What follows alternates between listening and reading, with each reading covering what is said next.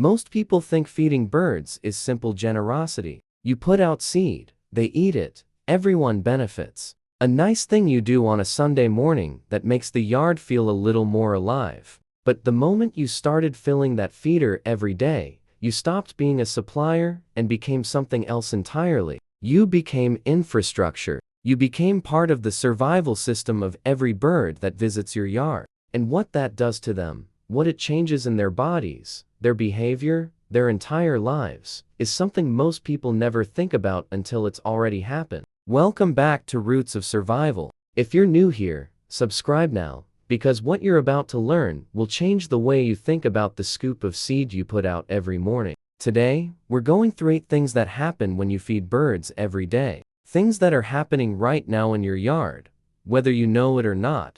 And we're going to end with something that most backyard birders find difficult to hear the first time, but it's the most important thing on this list. Stay with me through all 8, because number 8 is the one that changes everything. Number 1. The birds in your yard are getting physically stronger, and they know it. When you fill that feeder consistently, the birds that visit aren't just grabbing an occasional snack. They're integrating your food into their daily caloric budget. And for small birds operating on razor-thin energy margins, that changes their bodies. A black-capped chickadee in winter needs to consume roughly 35% of its body weight in food every single day just to maintain its metabolism and survive the night. That's the equivalent of a 150lb person eating 50 pounds of food daily. When natural food is scarce, snow-covered branches, frozen ground, insects dormant, your feeder becomes the difference between a bird that makes it to spring and a bird that doesn't. Researchers at Cornell Lab of Ornithology, studying feeder-dependent populations, have documented measurable increases in body condition, specifically fat reserves and muscle mass, in birds with consistent access to high-quality supplemental feeding. Cardinals at feeders in the northern United States show statistically significant weight advantages over cardinals in similar habitats without feeders, particularly in late winter, when natural seed sources are lowest. What this means for you is that the cardinal sitting at your feeder right now in January is probably alive because of you. Not metaphorically, literally. That bird has adjusted its survival strategy around the assumption that your feeder will be there tomorrow morning. Number 2. They've reorganized their territories around your yard. Birds are territorial. Cardinals, chickadees, nuthatches, titmice, all of them defend space during breeding season and maintain smaller feeding ranges in winter. But when a reliable,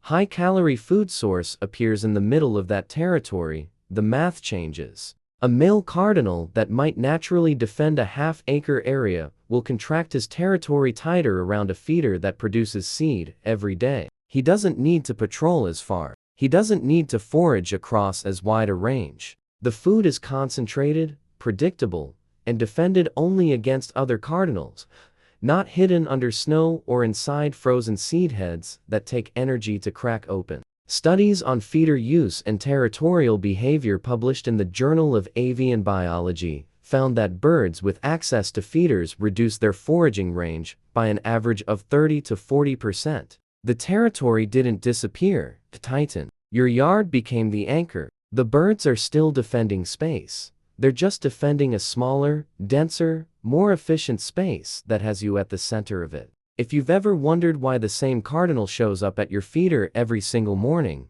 that's why. It's not visiting, it lives there, and you're the reason. Number 3.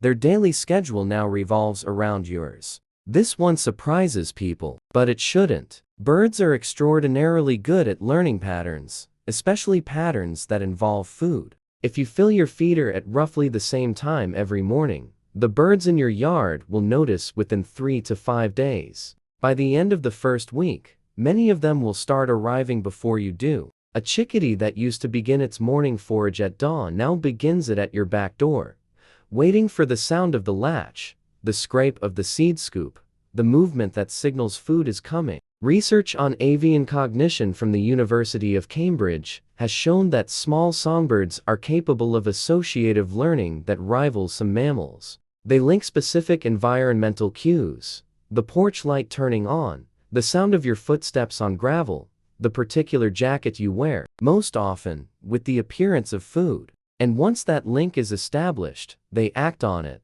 They show up early. They wait. Some species, particularly jays and chickadees, will vocalize near your door if you're late, not randomly, but in patterns that researchers describe as attention-seeking behavior directed at the food source, which in this case is you. What you need to understand is that these birds are not casually checking your feeder. They are scheduling their entire day around your routine. If you sleep in on a Saturday, they're waiting. If you go on vacation for a week without telling anyone to fill the feeder, they're burning energy flying back and forth to an empty food source that their survival model says should be full. Number 4. They're teaching other birds that your yard is safe. Birds don't just learn from experience. They learn from each other. When a chickadee or a cardinal establishes your feeder as a safe, reliable food source, that information spreads through the local bird community faster than most people realize. The mechanism is simple.